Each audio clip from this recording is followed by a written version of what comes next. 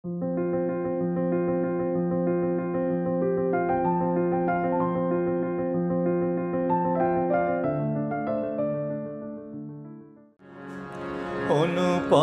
রূপ চিকন কালো হেরিয়ে, অনুপম রূপ চিকন কালো হেরিয়ে, আহা তাই আহা তাই আহা তাই শিবের নয়ন ভুলেছে, তাই শিবের নয়ন ভুলেছে। অনুপম রূপ চিকন কালো হেরিয়ে, অনুপম রূপ চিকন কালো হেরিয়ে, আহা তাই আহা তাই আহা তাই শিবের নয়ন ভুলেছে।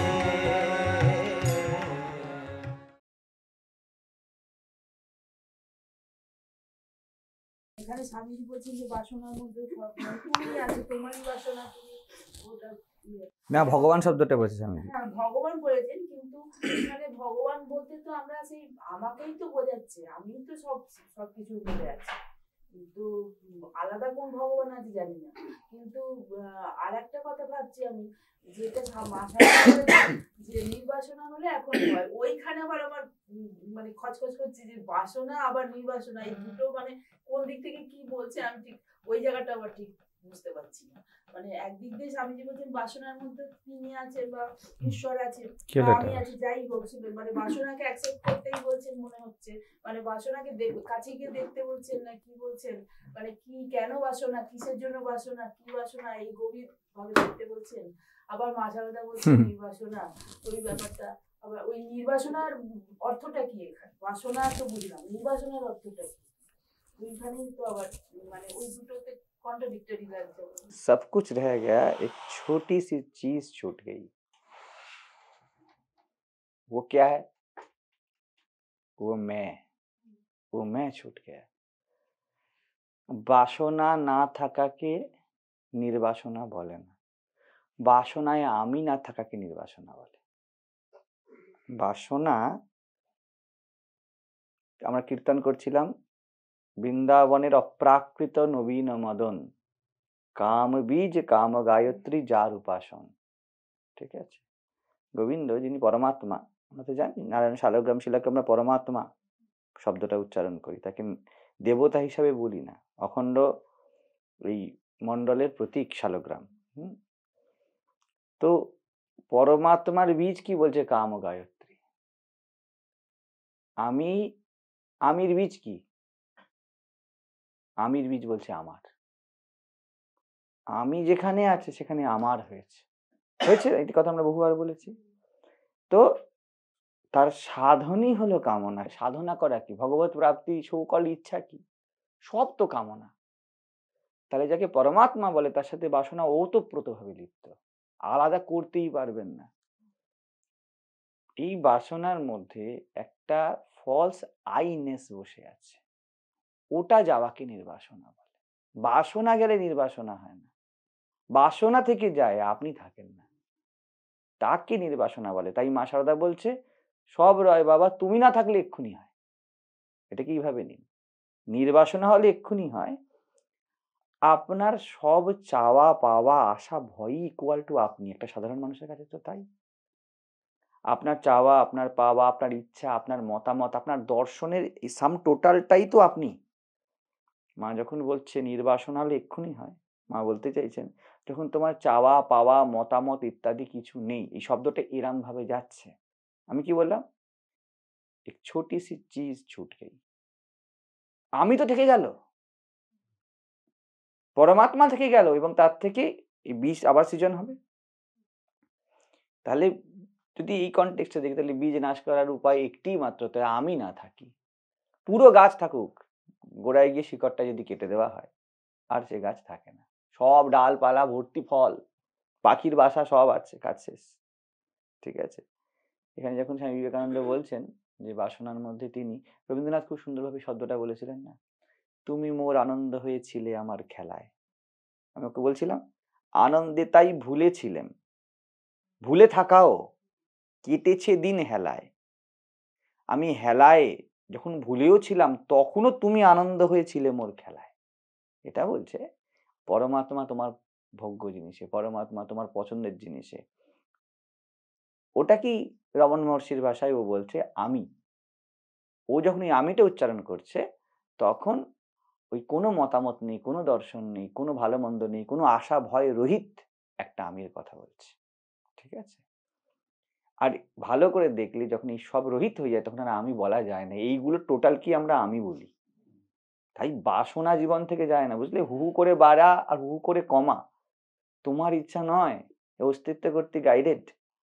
কখন তোমার বাসনা বাড়বে, ঠিক আছে? 70 বছরের বুড়াকে বলেন দাদু বিয়ে করবে, দাদু কিছু বলতে পারবে না, বলবে না রে আর বাসনা নেই। ও কি দাদু ঠিক করেছে? ওর শরীরের কেমিক্যাল হরমোন গুলো ঠিক করেছে। ঠিক আছে? তখন ও কিন্তু দাদু বলে আমার কিছু চাই, আর দাদুর নাতিও বলে আমার কিছু চাই। আমিটা থেকে গেছে, চাই সবার কিছু কিছু। দাদুর ওষুধ চাই, নাতির ফুটবল চাই, হ্যাঁ, আর বাবার মাঝখানে বাবার মাকে চাই। ঠিক আছে? সবার কিছু না কিছু চাই। সবাই ধরে হলো এই ছায়াটাকে, আমার কি চাই ওটাকে কমাতে হবে। কিন্তু যার ছায়া তাকে কেউ ধরে না। স্বামীজি বলছে তোমার ওই যিনি আছেন এই ছায়া হয়ে তাকে ধরো, ধরলে দেখবে ওটাই পরমাত্মা। উনি একদম সর্ব উপনিষদের যে সার কথাটা বলছেন। কিন্তু এটা ঘোষণায় হবে না তো, তাহলে তখন বলি তো হু হু করে বাড়বে, হু হু করে কমবে, কিচ্ছু যায় আসে না, কিচ্ছু যায় আসে না। তো এই মুখ্য জিনিস কিন্তু এই জায়গাটাতে। ঠিক আছে? সেই জন্য নিসর্গদত্ত মহারাজ কি গিয়ে বললে, রমণ মহর্ষি কি গিয়ে বললে, রমণ মহর্ষি বলবে কি হলো, বলবে না কার হলো, বলবে কার হলো। ওখানে গিয়ে সূত্রটা ধরো, কার হলো। ওই কারকে যদি ধরা যায় দেখবে সব হওয়া কোনো না কোনো কারেরই হয়, কারণ না কারোর হচ্ছে না। সব হওয়া কারণ না কারণ, আর যার হচ্ছে উনি পরমাত্মা, আর যা হচ্ছে তা মায়া। আর এই হওয়া বদলাবেই, সুখী হওয়া দুঃখী হওয়া, বাসনা আসা বাসনা যাওয়া। কালকের বাসনা আজকে ধরে রাখতে পারবেন না, পারবেন? প্রকৃতি যখন চাইবে বলে না রে আর লাগবে না। পার্টির দিকে খেতে বসেছেন, বলছেন একটুখানি পনিরটা নিয়ে আসুন তো, পনিরটা এলো না, একটু বাদে আপনার খাবার ইচ্ছাটাই চলে গেল। কোথায় আপনার হাতে? আর লাগবে না। কোথায় আপনার হাতে? এই আমি যাকে আমি আমি আমি এত শক্ত করে ধরে আছি, ওই আমিটা আমার নয়, ওটা পুরো প্রকৃতির একটা এলিমেন্ট, পার্ট এন্ড পার্সেল। এটা বোঝা হয়ে গেলে ওই অবস্থা কি নির্বাসনা বলছে। বাসনা যাচ্ছে না, কিন্তু আবারও বলছি বাসনা কোথাও যায় না। বাসনা জীবনের আধার, কামনা জীবনের আধার, ও থাকবেই থাকবে। যেই বাসনা খেলা রূপে, ফুটবল রূপে, সেই বাসনা স্ত্রী রূপে, সেই বাসনা ধন রূপে, সেই বাসনা ওষুধ রূপে, সেই বাসনা একদম করে আমি বেঁচে থাকবো এই রূপে। কিন্তু আনন্দে খালু ইমানি ভূতানি জায়ন্তে, সবের মধ্যে ওই আমিটা বসে আছে যিনি হলেন আনন্দ স্বভাব। টাকায় আনন্দ হয় না, আমার টাকা হলে আনন্দ হয়, তাই না? অন্যের টাকা হলে আনন্দ হতো। ওই দেখো অমুক বাবুর কাছে এখন 200 কোটি টাকা আছে, বলে কি আনন্দ কি আনন্দ, ওনার টাকা। টাকা তো টাকায় আনন্দ দেয়, তো একবার দেখি টাকাটা, দেখলেই আনন্দ। আমার টাকা পয়সা কিছু চাই না, একবার টাকাকে দেখতে চাই, কারণ টাকা মানেই আনন্দ। যদি টাকায় আনন্দ থাকতো তাহলে তো তপন বাবুর টাকাতেও আনন্দ হতো। কিন্তু যখন ওটা আমার হয় তখন আনন্দ হয়। অন্যের ছেলে হলে আনন্দ হয় না, নিজের হলে আনন্দ হয়। আসল সূত্র হলো ওই যে যার ছেলে তাতে একদম। এই জন্যই উপনিষদ বললো শব্দ তোমার স্বভাব সচ্চিত আনন্দ, তোমার স্বভাব। ঠিক আছে? এইবার বিষয় হলো তাহলে কনক্লুশন কি, আমাতে আনন্দ আছে, এইসবে কিছু আনন্দ নেই। ঠিক? এটা কনক্লুশন বেরোলো। এরপরে বলবেন না তাহলে এইসব নিয়ে কি করি, কি হবে এইসব নিয়ে, এটা কিন্তু বলবেন না। যদি বলেন, যদি সত্যি সত্যি এর সাথে অনুভবে প্রবেশ করি আমরা যে আমিতে আনন্দ, ঠিক আছে, তারপরে কিন্তু আর দেয়ার ক্যানট বি এনি জাজমেন্ট কি আসবে জীবনে। আপনি এখানে আবার পিতা হতে পারেন, মাতা হতে পারেন, কোটিপতি হতে পারেন, ভিখারি হতে পারেন, কোনো এক্সপ্রেশনে আপনার আপত্তি থাকবে না। আপত্তি মানে কিন্তু এটা ভিখারি হয়ে গেলে আপত্তি নেই, রাজা হয়ে গেলে আপত্তি নেই, কিন্তু আপত্তি নেই আমার কোনো, দেখা যাক, কিন্তু আমি নেই। আমি নেই। এই চয়েসলেস অ্যাওয়ারনেস যেটা বলা হচ্ছিল, আমিকে চয়েস করে নিয়েছি, বা এমন বলতে পারেন আমি না থাকাকে চয়েস করে নিয়েছি। আমি বুঝে গেছি যে যা আছে আনন্দ অস্তিতে, কি এক্সপ্রেশন হতে আনন্দ নেই। তাই এই আন্ডারস্ট্যান্ডিং যেটাও বলছিল, এই আন্ডারস্ট্যান্ডিংটা আছে বলে আমার কোনো এক্সপ্রেশনে আপত্তি নেই, লেট ইট বি, এটা থাকতে দাও। বিরোধও নেই কিন্তু সমর্থনও নেই। এইটাকেই অনাসক্তি বলে। প্রথমে এটা ক্যালকুলেশন হিসাবে মাথায় আসবে, ভালো করে ক্যালকুলেট করুন। আমি সকালবেলাকে তাল বোঝাচ্ছিলাম, ত্রিতাল বোঝাচ্ছিলাম ওকে, 16 মাত্রা, 1 2 3 4 1 2 3 4 এভাবে করে তালি খালি দিয়ে আমরা এগাচ্ছি, পুরো যান্ত্রিক। তারপরে এই যান্ত্রিক বিষয়টা একদম সেটেল হয়ে যাবে, এবারে গানের আলাপ চলবে। কিন্তু গ্রামার ভুল হবে না, গ্রামারে ভুল হলেও চলবে না তো, ঠিক আছে? আবার গ্রামার করতে গিয়ে যান্ত্রিক হয়ে গিয়ে সুরে আর কোনো প্রাণ নেই, তাহলেও তো গান হবে না। ঠিক তেমনই প্রথমে এই বিচারটা কিন্তু গ্রামারের মতোই চলবে, ইন্টালেকচুয়াল আন্ডারস্ট্যান্ডিংয়েই আসবে। ওটাকে ভালো করে গ্রামার শক্ত করুন। কোন সময় দেখবেন যদি ওটা আপনার জীবনে রূপান্তরিত হয়ে যায়, যদি লেগে থাকেন তাল আর ছন্দের সুরের সাথে, দেখবেন কোন সময় ওই গ্রামারের উপর আধার করে আপনার গান হয়ে গেছে, জীবনের সাথে মিশে গেছে। প্রথমেই কিন্তু ভাববেন না যে বিচারে কচকচি কি হবে, এইসব কথা না। এখন প্রথমে বিচারই যদি পরিপক্ক হয়, নির্বিচারে নিয়ে চলে যাবে। আর যদি বিচার এর মধ্যে কর্তা বসে যায়, তাহলে বিচার অবিচারে নিয়ে চলে যাবে।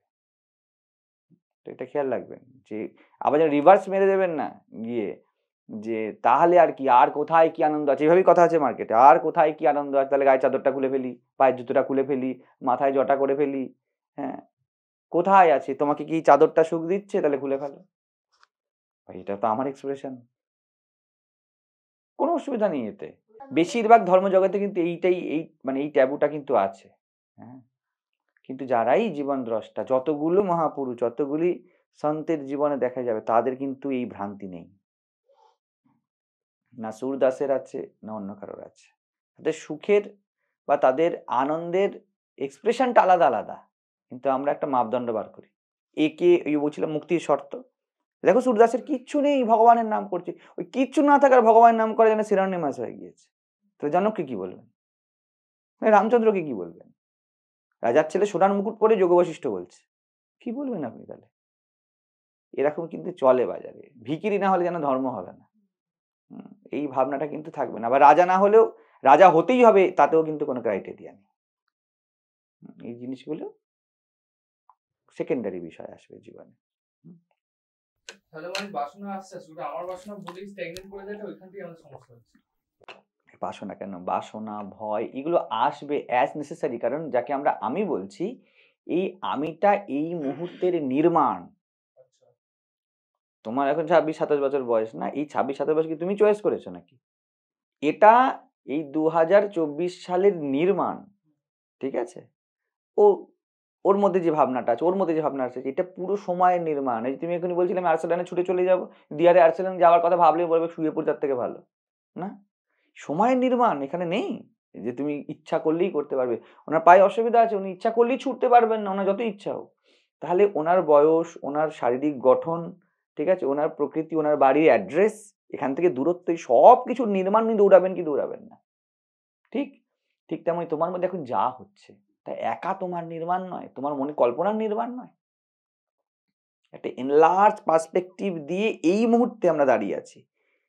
আমরা কথা রাখতে চাই, এই জন্যই বলি তুমি এত কি কথা দিচ্ছ, কারণ পর মুহূর্তে এই পুরো প্রকৃতির কোনো একটা পার্ট, কোনো একটা সেগমেন্ট বদলাবে, এবং আপনার মধ্যে কোনো রকমের আপনার চাহিদা, ইচ্ছা, বাসনা, ভয় সব বদলাবে। তো ব্যক্তি প্রত্যেক মুহূর্তে বদলাচ্ছে, ঠিক আছে, এবং নৈসর্গিকভাবে বদলাচ্ছে, ঠিক আছে। তো এটা মাথায় রাখতে হবে যে এই যে আমিটা আছে, যাকে বলছি যে আমার বাসনা, ঠিক আছে, শর্ত কিছু রেখো না, শুধু এই মুহূর্তে যদি বুঝতে পারো যে এই আমিটার মধ্যে মূল সূত্র জীবনে লুকিয়ে আছে, বি উইথ ইট, ব্যাস। আর কোনো শর্ত নেই।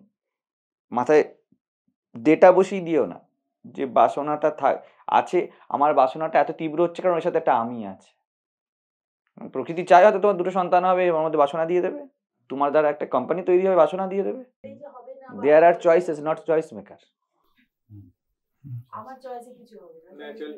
হ্যাঁ হ্যাঁ, ন্যাচারাল ভাবে, একদম নৈসর্গিক ভাবেই হচ্ছে। এই জন্য বন্ধন মুক্তি মনৈব মনুষ্যানাম কারণং বন্ধমোক্ষয়, যেটা ও বলছিল ব্যক্তি সত্তা। ব্যক্তি সত্তাই বন্ধনে যায়, ব্যক্তি সত্তাই মুক্তিতে থাকে, নাহলে আমরা নিত্য মুক্ত স্বভাব।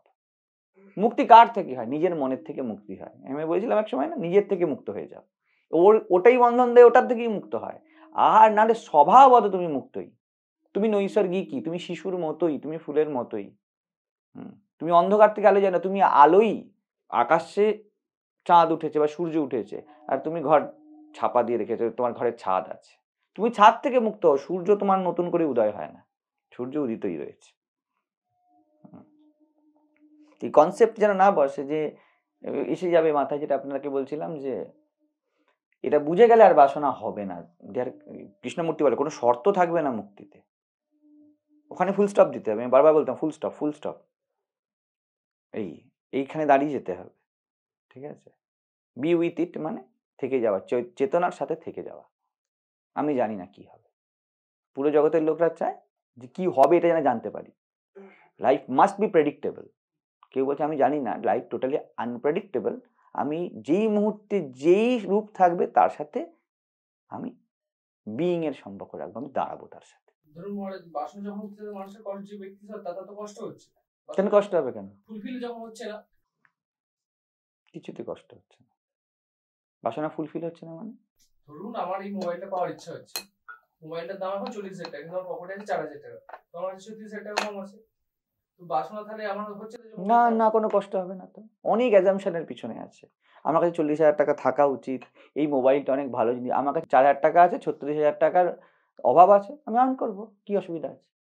আচ্ছা, তাহলে আর্ন করার জন্য ছুটবো কেন? আই লাভ ইট।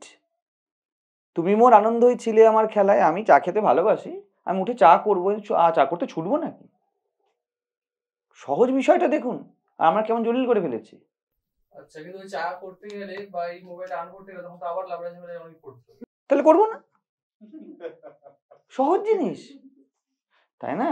তোমার যখন রাত্রিবেলা শুয়ে আছো, শ্রীরামকৃষ্ণ বলতো বাবা মা আমার হাগা পেলে আমাকে উঠিয়ে দিও, বলছে হাগায় তোমায় তুলবে।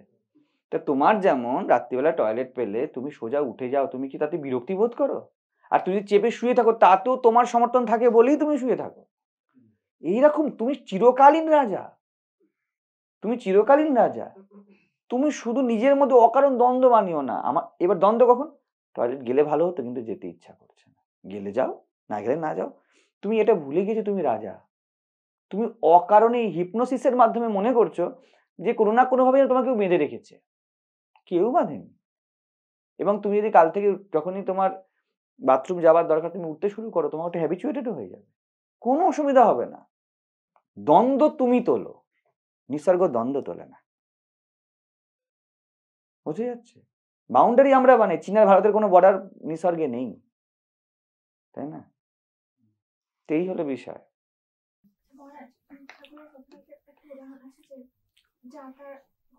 যাতার মাঝখানে কয়েকটা ডাল পড়ে গেছে, ওটা গোটাই আছে, বাকিগুলো পিষে গেছে, এটা তো সেই স্থিতি, ওটা তো চলবে।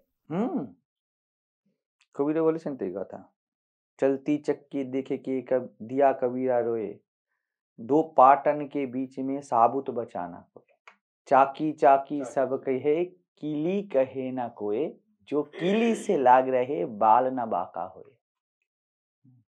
এই যে চয়েসলেস অ্যাওয়ারনেস, ওই যেটাকে আমি বলছি, আমির সাথে যে দাঁড়িয়ে পড়েছে, দ্বৈতের এই চাক ঘুরতেই থাকবে, এ থামবে না। বাসনার এই চাক, দ্বন্দ্বের এই চাক থামবে না। আমি দাঁড়িয়ে গিয়েছি,